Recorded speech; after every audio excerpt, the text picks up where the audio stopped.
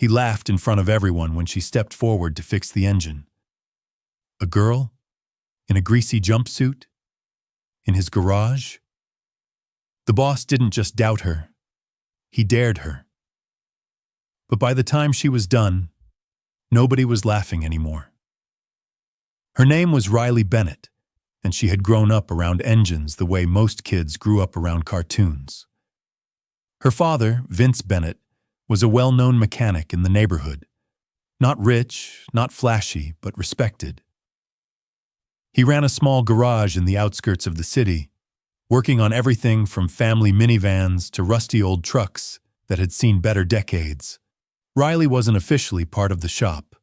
At 17, she was still finishing up high school, but when she wasn't studying or working her part-time job at a hardware store, she was by her dad's side.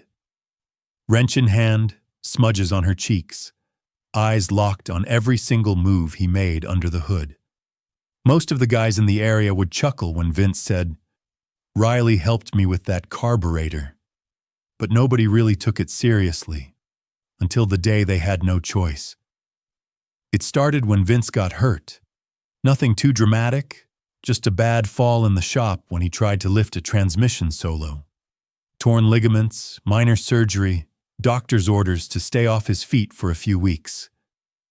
That was a problem, because just 2 days later, Vince was scheduled to deliver on a major job, a custom engine rebuild for an exotic car owned by none other than Brent Halden. Brent wasn't just any customer. He owned the city's biggest performance garage, Halden Performance Motors.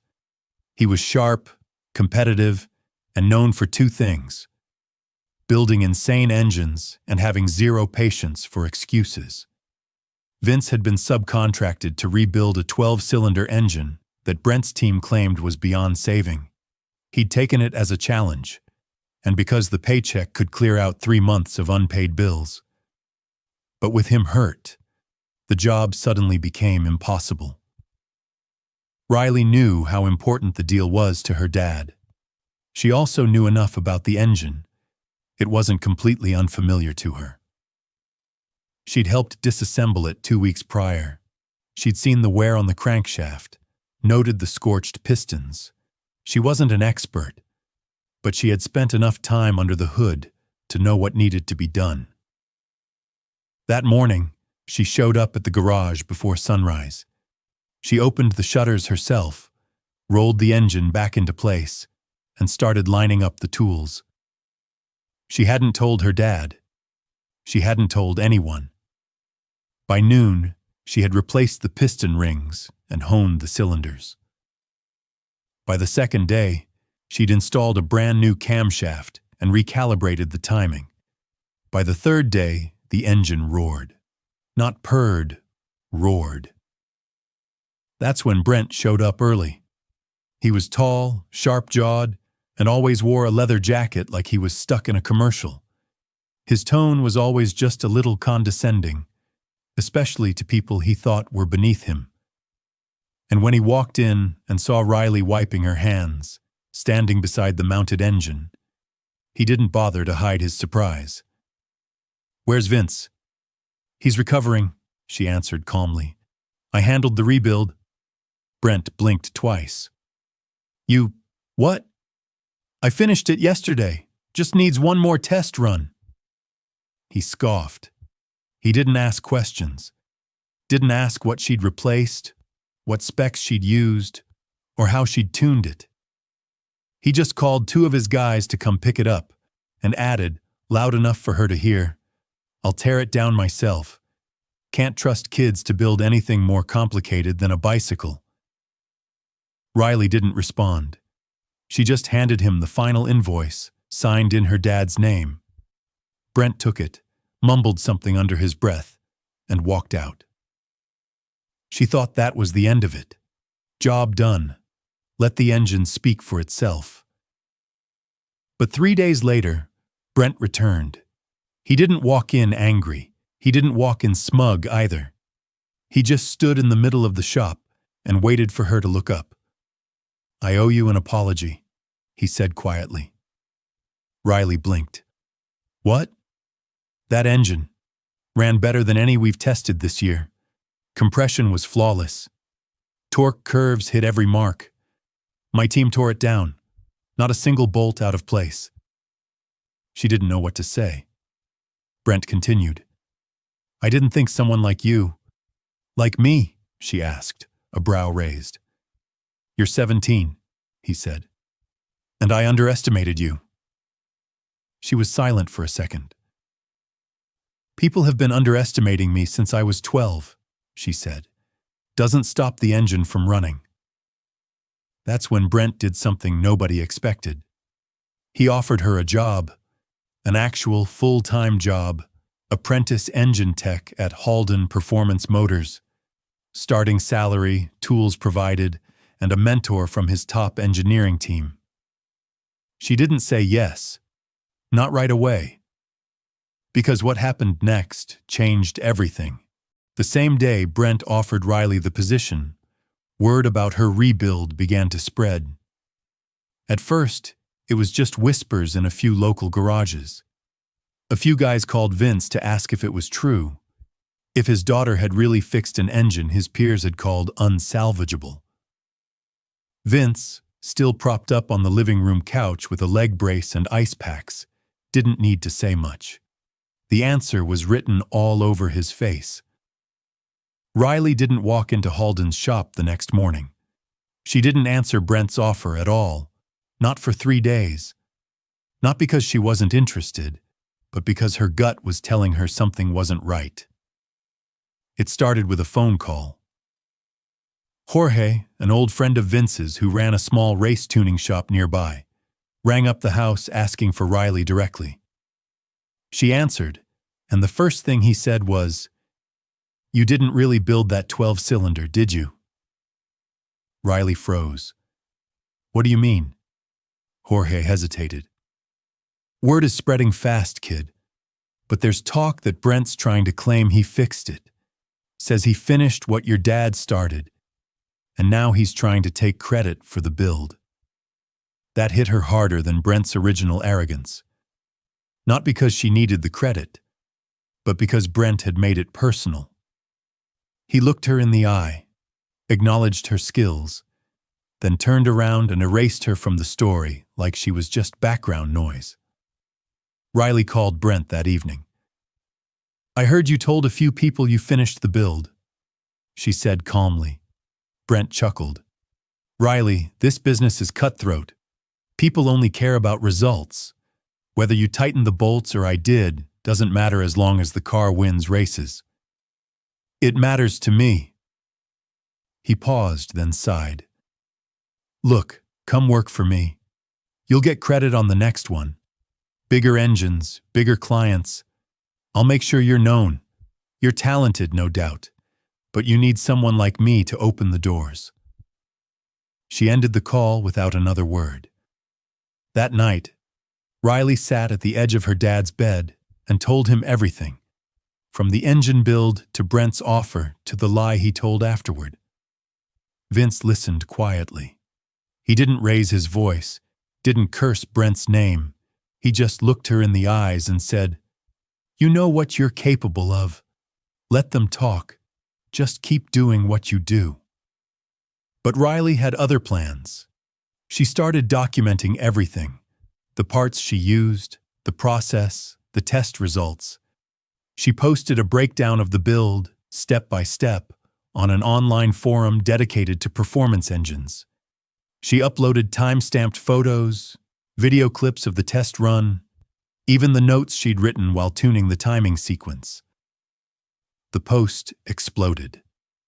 By the end of the week, it had over 40,000 views.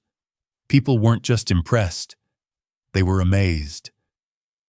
Mechanics from across the country commented, praising her attention to detail, her understanding of timing ratios, her custom valve work on the intake manifold, and every single piece of that build had her fingerprints on it. That's when the emails started rolling in, not just from local garages, but from auto magazines, podcast hosts, racing teams, even a college engineering professor who wanted her to guest speak on a youth program. But the one message that caught her eye came from someone named Theo Lang. Theo was the crew chief of a semi-pro racing team called Velocity Rogue. They weren't a household name yet, but they were making waves in underground circuits. Theo wrote, "We need someone to build a new engine for our custom rally car. Our last tech quit, and we're short on time. Your post proves you've got the talent. Interested?" No job interview, no test, just straight-up belief in her work. Riley responded, "When do you need it?" Theo replied, "We're driving into town this weekend. If you're serious, we'll bring the car to you." By Sunday morning, a matte black rally car with cracked fenders and a stripped-out interior rolled into the Bennett garage. The engine was toast. The pistons had melted, the radiator was clogged, and half the wiring looked like it had been chewed by rats. Riley looked at the mess, cracked her knuckles, and smiled. Theo and his team had doubts at first. They weren't rude, but they weren't sure if someone so young could really pull it off. But Riley didn't ask for trust. She asked for tools and space. The only promise she made: "When I'm done, it'll scream louder than anything you've ever driven." The rebuild took 6 days.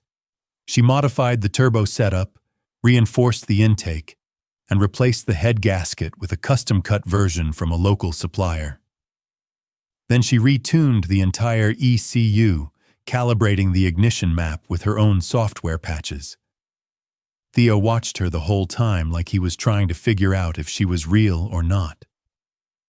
On the 7th day, the engine roared to life, and when they took it to the track for testing, it didn't just scream, it howled. It outperformed their previous builds in torque, top speed, and throttle response. Theo looked at her and said, "This changes everything." But not everyone was happy. Brent found out, and this time, he didn't send a congratulatory text. He sent a cease and desist letter. Apparently, one of the parts Riley used during the 12-cylinder rebuild had been sourced from Halden Motors, and Brent claimed she wasn't authorized to use it outside his oversight. He accused her of misusing proprietary materials, even though Vince had paid for every part in full, with receipts to prove it. It was a low move, a desperate one. But it forced Riley and her father to respond, and that response sparked something far bigger than Brent ever expected. Because what started as a local mechanic's daughter proving herself turned into something else entirely. Riley didn't just brush off Brent's legal threat. She stood her ground, but not with anger. She responded the same way she'd built her reputation, through facts, documentation, and clarity. She uploaded a follow-up post on the same forum that had gone viral, this time including scanned invoices and dated receipts showing that every single part she used on that 12-cylinder build had been purchased legally by her father from Halden Motors. She even linked a payment transaction for the exact part Brent claimed she had misused. She didn't drag his name. She didn't accuse him of anything publicly. She just let the truth speak for itself. Within 24 hours, the comments section filled up again. And this time, Brent's name did come up, just not how he would have liked. Dozens of users shared their own run-ins with him. Overpriced quotes, false promises, backpedaling on verbal agreements. His reputation, once spotless because nobody had dared speak out, started to crack. One guy wrote, "Halden's been running off ego and smoke for years. Finally, someone pulled the curtain back." Riley's post caught the attention of an automotive content creator with over 1 million followers. The guy reposted her thread with the caption, "This young woman out-engineered a shady boss and proved every doubter wrong. She didn't raise her voice, just raised the bar." And with that, Riley's inbox exploded. Now people weren't just asking her to fix engines. They were asking for mentorship, tutorials, apprenticeships. She wasn't just a rising star in the mechanical world. She was becoming a symbol for raw skill without the marketing fluff. Meanwhile, Theo and the Velocity Rogue team were prepping for their next big rally event, the one Riley's engine would power. The race was 3 weeks away and was drawing serious attention. Some of the best amateur and semi-pro drivers in the region were signing up, and so were a few companies scouting new talent. For Riley, it wasn't just a race, it was a proving ground. Brent, seeing his grip on the local market slipping, had one more move. He entered a car into the same race. Not just any car, his shop's newest custom build, and it wasn't just for show. His driver, a slick-talking pro named Cole Navarro, had won 3 of the last 5 underground rallies. Brent didn't just want to win, he wanted to humiliate Riley on the biggest possible stage.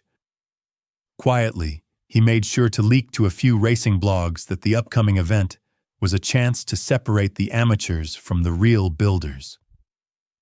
When Riley heard about it, she didn't flinch. But Theo and his team were on edge. "You good with this?" Theo asked her one night as they prepped the vehicle. "It's getting kind of personal now." Riley didn't look up from the ECU wiring. "It's always been personal," she said, "just not petty."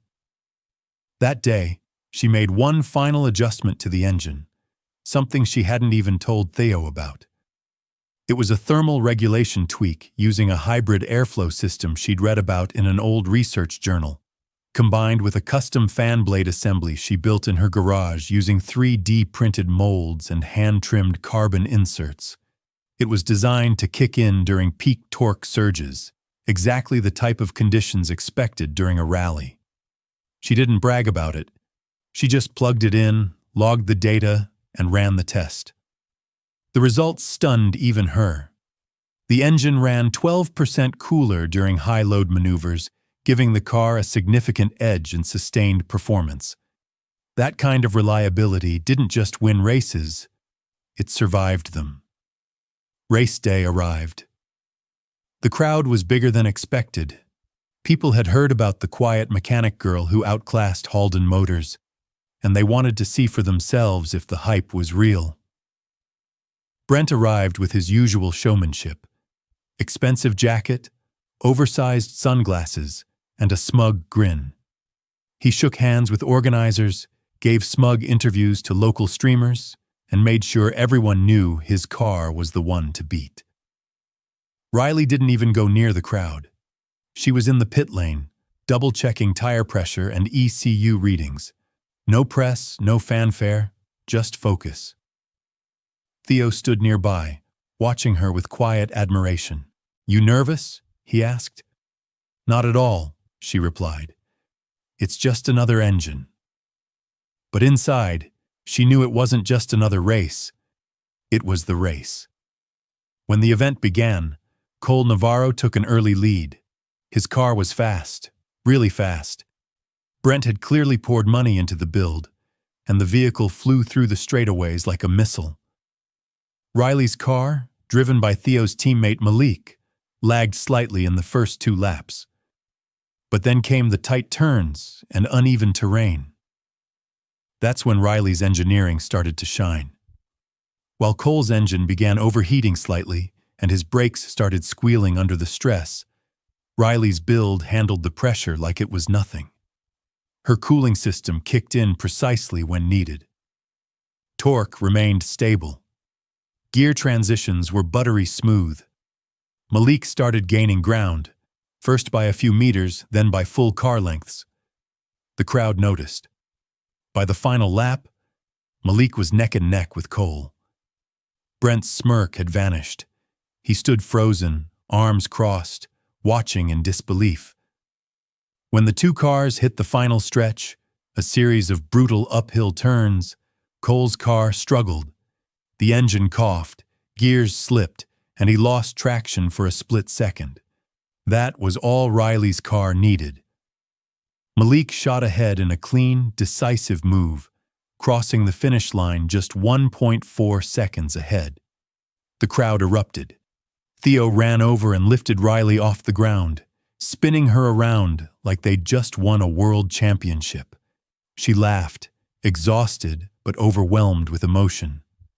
Across the pit, Brent just stood there, silent. The win was enough. But the moment that really broke him wasn't the race. It was what happened afterward. The event's organizer stepped up to announce the MVP of the event. Not the driver, but the person responsible for the winning car's build. He held up Riley's name card and said, "This isn't just about mechanics. It's about innovation, resilience, and integrity. This year's MVP is Riley Bennett." The applause was thunderous. As she walked onto the stage, a wave of camera flashes lit up the area. For the first time in her life, she wasn't in the background. She wasn't just the daughter of a mechanic. She was the mechanic. Back at home later that night, Vince was waiting with a huge grin, despite the limp in his leg. He watched her walk in, medal around her neck, exhausted but glowing. "You did it," he said softly. "No, we did," she smiled. But the story wasn't quite finished yet. In the weeks following the race, Riley's life began to shift in ways even she hadn't imagined. She received a call from the head engineer at one of the top racing development firms in the country, a company known for designing performance vehicles for rally circuits and GT teams.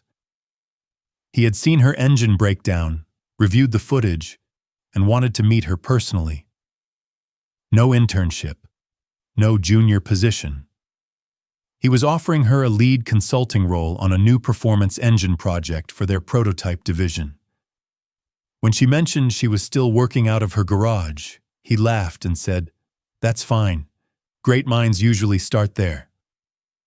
But before she could give any answer, Riley had one more thing to take care of, something that had been quietly gnawing at her since the race. Brent. While she had no interest in revenge, the way he tried to undermine her, humiliate her, and use legal threats to silence her, she couldn't just ignore it. So she requested a formal audit of the parts inventory sold to her father over the past 5 years. She did it through a lawyer, quietly, without noise. And what they found changed everything. Brent had been overcharging Vince for years. Hidden fees, duplicate billing, substituting generic parts for premium ones, but charging full price. Riley's father had trusted him blindly, and Brent had used that trust to pad his margins. Armed with the data, Riley confronted him, not online, not at a race, but in his office, just her and him. She placed the audit report on his desk, page by page, without saying a word at first. Brent scanned it, slowly realizing what it meant.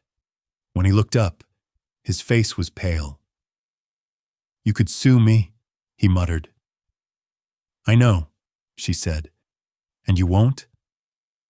"Number, but you will refund every dollar you took. You'll issue a public apology. Not to me, but to every small shop you've overcharged. And you'll do it before the end of the month." Brent scoffed, trying to regain some composure. "You don't scare me." "I don't need to," she replied calmly. The truth already did. And with that, she stood and left. Within 10 days, Brent posted an open apology on his shop's page, citing errors in internal billing practices. He refunded over $32,000 to small shops across the county, including Vince. Some folks thought it was just PR. Others knew the real reason. As for Riley, she didn't stop there. She took the consulting job but made it remote. She turned part of her dad's garage into a performance testing lab, outfitted with a new lift, diagnostic system, and digital engine mapping tools. She also launched a free online course teaching automotive fundamentals to high schoolers, especially girls who wanted to get into engineering. The first week, she had 300 sign-ups. By the third month, over 4,000. And Vince? He finally started to see something in her he had overlooked at first. Not just a talented builder, but a leader. A creator. Someone whose fire came not from pride, but from purpose. One evening, as they were closing up the shop, he leaned on his cane, watching her tweak an intake valve for a client's old 350Z. "You're not just fixing engines anymore," he said. She looked up. "No? You're rebuilding this whole damn industry."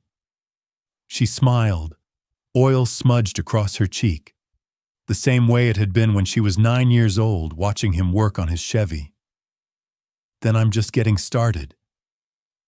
And she was. Because Riley Bennett didn't just prove she could fix the impossible. She proved she belonged in every room they said she didn't. And the next time someone dared to underestimate her, well, let's just say, they'd think twice before doing it again.